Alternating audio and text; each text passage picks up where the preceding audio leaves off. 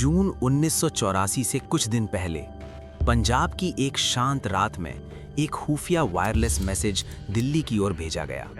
ये कोई सामान्य रिपोर्ट नहीं थी, ये चेतावनी थी, एक बड़े टकराव की, एक ऐसी स्थिति की जिसमें हजारों जिंदगियां दांव पर लग सकती थी। मैसेज में लिखा था, अमृतसर के अंदर एक धार्मिक स्थल में हथियारों का असामान्य जमावड़ा हो रहा है और स्थिति तेजी से नियंत्रण से बाहर जा रही है। ये रिपोर्ट सीधे पहुंची भारत की खुफिया agency research and analysis wing के एक वरिष्ठ अधिकारी तक। उन्होंने तुरंत समझ लिया, अगर अभी कार्रवाई नहीं हुई तो बहुत देर हो जाएगी। लेकिन दिल्ली में कुछ ऐसा हुआ जिसने इतिहास की दिशा ही बदल दी।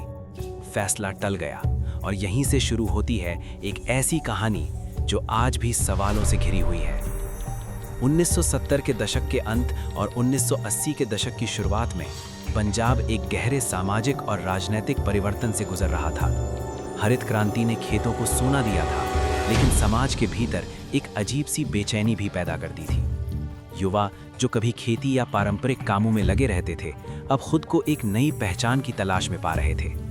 बेरोजगारी, सामाजिक असमानता और राजनीतिक असंतुलन ने धीरे धीरे इस बेचैनी को असंतोष में बदल दिया। इसी दौरान एक नाम तेजी से उभरता है, जरनैल सिंह भिंडरनवाले। भिंडरनवाले एक करिश्माई व्यक्तित्व जिनकी आवाज में एक अजीब सा प्रभाव था। शुरुआत में वे धर्म के मूल सिद्धांतों का प्रचार करते थे। उनकी बातों में अनुशासन था, धर्म की ओर लौटने का संदेश था। लेकिन धीरे धीरे उनके भाषणों में बदलाव आने लगा। अब उनमें राजनीति की झलक थी और फिर उग्र विचारों की। युवाओं के लिए वे सिर्फ एक धार्मिक नेता नहीं रहे, वे बन गए एक आंदोलन का चेहरा। अमृतसर का गोल्डन टेम्पल, जहां हर दिन हजारों श्रद्धालु माथा टेकने आते थे, वही जगह धीरे धीरे बदलने लगी। 1983 तक भिंडरावाले और उनके समर्थक अकाल तख्त के आसपास डेरा जमा चुके थे। ये सिर्फ ठहरने की जगह नहीं थी, ये एक रणनीतिक ठिकाना बन चुका था।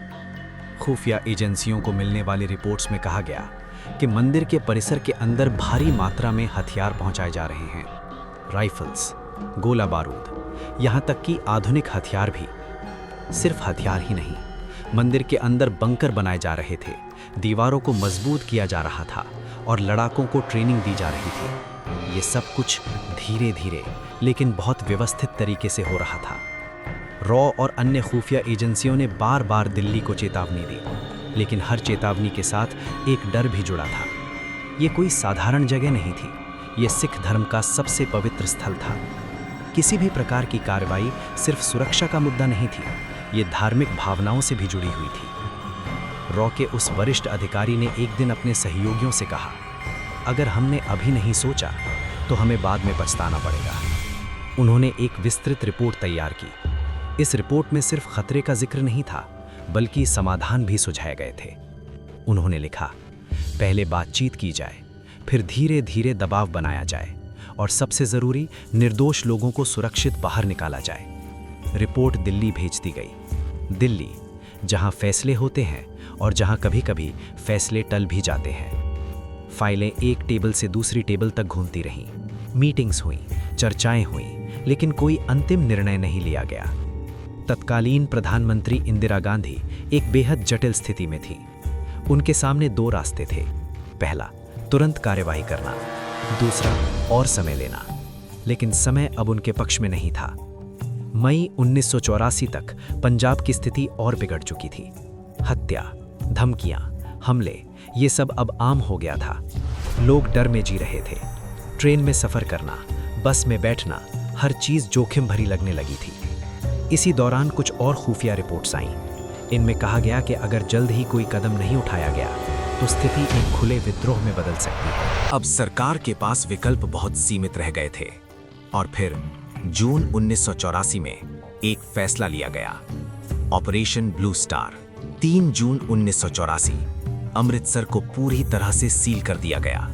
फोन लाइनें बंद, रेल सेवा बंद, सड़कें खाली, शहर जैसे अचानक रुक गया हो। लोग अपने घरों में कैद हो गए। किसी को नहीं पता था कि आगे क्या होने वाला है। 5 जून की रात अंधेरा गहरा था और उसी अंधेरे में भारतीय सेना ने ऑपरेशन शुरू किया। लेकिन जो हुआ वो उम्मीद से कहीं ज्यादा कठिन था। मंदिर के अंदर से जबरदस्त गोलीबारी शुरू हो गई। लड़ाके पूरी तैयारी में थे। उन्हें हर कोने का पता था, हर दीवार, हर रास्ता उनके लिए एक सुरक्षा कवच था। सेना के जवानों को कड़े प्रतिरोध का सामना करना पड़ा। घंटों तक लगातार लड़ाई चलती रही। स्थिति इतनी गंभीर हो गई कि भारी हथियारों का इस्तेमाल करना पड़ा। टैंक तक अंदर लाने पड़े। अकाल तख्त, जो सिखों के लिए बहुत ही पवित्र स्थान है, इस संघर्ष में गंभीर रूप से क्षतिग्रस्त हो गया। ये दृश्य सिर्फ एक सैन्य कार्रवाई का नहीं था, ये भावनाओं के टूटने का भी था। 6 जून की सुबह ऑपरेशन लगभग खत्म हो चुका था। भिंडरान वाले मारे जा चुके थे, कई लड़ाके भी मारे गए, लेकिन इसके साथ ही सैकड़ों निर्दोष लोग भी इस हिंसा की चपेट में आ गए। ऑपरेशन खत्म हुआ, लेकिन पीछे छोड़ गया खामोशी, डर और गुस्सा। सरकारी आंकड़े कुछ कहते हैं, स्वतंत्र रिपोर्ट्स कुछ और, लेकिन सच्चाई ये है कि ये एक भारी मानवीय त्रासदी थी। रॉ के उस अधिकारी ने जब ये सब सुना तो कुछ पल के लिए वे खामोश हो गए। उनके दिमाग में सिर्फ एक सवाल था, क्या ये टाला जा सकता था?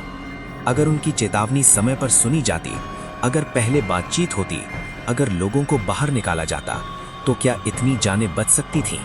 इस सवाल का जवाब आज भी किसी के पास नहीं है। लेकिन कहानी यहीं खत्म नहीं होती। 31 अक्टूबर 1984 सुबह का समय, दिल्ली, प्रधानमंत्री आवास, और फिर एक खबर जिसने पूरे देश को हिला दिया। इंदिरा गांधी असैसिनेशन, इंदिरा गांधी की हत्या उनके ही सुरक्षा गार्ड्स द्वारा कर दी गई।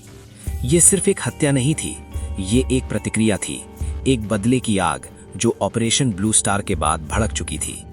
इसके बाद देश भर में दंगे भड़क उठे। दिल्ली, कानपुर, बोकारो, कई शहर जल उठे। हजारों निर्दोष लोग जो इस पूरे घटनाक्रम से सीधे तौर पर जुड़े भी नहीं थे, वे इस हिंसा के शिकार बन गए। सड़कों पर आग थी, हवा में डर था, और लोगों के दिलों में नफरत भर दी गई थी। ये सिर्फ एक घटना नहीं थी, ये घटनाओं की एक श्रृंखला थी, जहां हर कदम अगले हादसे की ओर ले जा रहा था। आज इतने सालों बाद भी इतिहासकार, पत्रकार और पूर्व अधिकारी एक ही सवाल पूछते हैं, क्या ये सब टाला जा सकता था? क्या एक चेतावनी जो समय पर आई थी, अगर उसे गंभीरता से लिया जाता, तो क्या इतिहास बदल सकता था? पंजाब की उस रात से लेकर दिल्ली के फैसलों तक, और फिर देश भर में फैले दर्द तक, ये कहानी हमें ये सिखाती है कि फैसले सिर्फ उस समय को नहीं, बल्कि आने वाले वर्षों को भी प्रभावित करते हैं। कभी कभी एक छोटा सा डिले, एक छोटी सी अनदेखी इतिहास को बदल देती है।